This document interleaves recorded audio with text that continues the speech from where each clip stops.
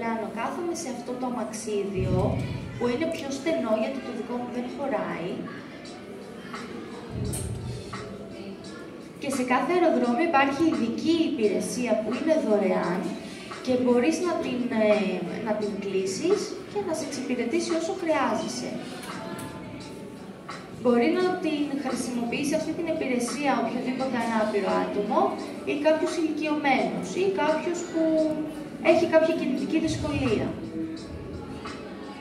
Άρα είναι άνθρωποι εκπαιδευμένοι, οι οποίοι σε συνοδεύουν όσο χρειάζεσαι. Εδώ λοιπόν τώρα είναι ο δεύτερος τρόπος που είπαμε τα σκαλιά. Τώρα το βλέπετε λίγο καλύτερα. Εδώ είναι η σκάλα και κανονικά οι επιβάτες κατεβαίνουν τα σκαλιά και μετά τους παίρνει ένα λεωφορείο να τους πάει στο αεροδρόμιο. Με τα ανάπηρα άτομα τι θα γίνει, έρχεται ένα άλλο λεωφορείο, αυτό,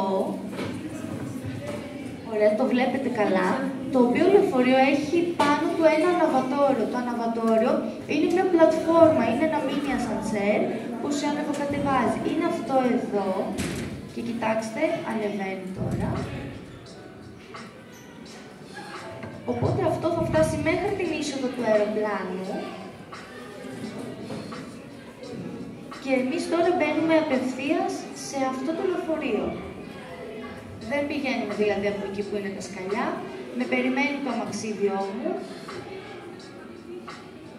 και ξεκινάει το λεωφορείο να πηγαίνει στο αεροδρόμιο.